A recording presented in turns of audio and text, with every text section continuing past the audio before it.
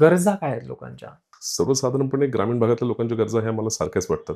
परंतु ह्या भागात तुम्ही जेव्हा काम करता, तेव्हा एक गोष्ट जाणवली, की अतिशय मूलभूत गरजांसाठी सुद्धा लोकांचा संघर्ष आहे. मी शहरामध्ये राहिलो, शहरामध्ये वाढलो, शहरामध्ये मोठा झालो आणि शहरामध्ये काम करत असताना कुठेतरी राजकीय पदार्पणाची संधी देखील शहरामध्ये मिळाली. परंतु त्यावेळी मला एक गोष्ट जाणवली, की शहरामध्ये लोकं ही फार जागृत आहेत, सुशिक्षित आहेत.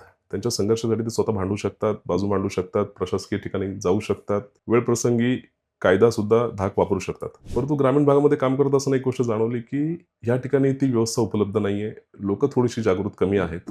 त्यामुळे प्रशासकीय यंत्रणा असेल किंवा त्यांचे मूलभूत अधिकार असतील, त्याशी संघर्ष करायला त्यांना वेळ देखील नाहीये. रोजच्या उपजीविकेचा लोकांचा संघर्ष चालू आहे आणि त्यामुळे कुठेतरी अशा लोकांसाठी आपण उभं राहणं त्या ठिकाणी गरजेचं आहे असं मला वाटलं आणि त्या माध्यमातून मी ग्रामीणमध्ये काम करायला सुरुवात केली. ग्रामीणमध्ये काम करत असताना जेव्हा मी खाली खेड्यापाड्यामध्ये वाड्या-वस्त्यांवरती गेलो, तर मी जेव्हा त्यांच्या घरात डोकावलं, सगळ्या गोष्टी बघितल्या, लोकांच्या गोष्टी बघितल्या, तर त्या ठिकाणी एक गोष्ट अशी प्रकर्षाने जाणवली, की काही ठिकाणी खूप चांगला एक 5-10% वर्ग हा खूप चांगलं आयुष्य जगतोय.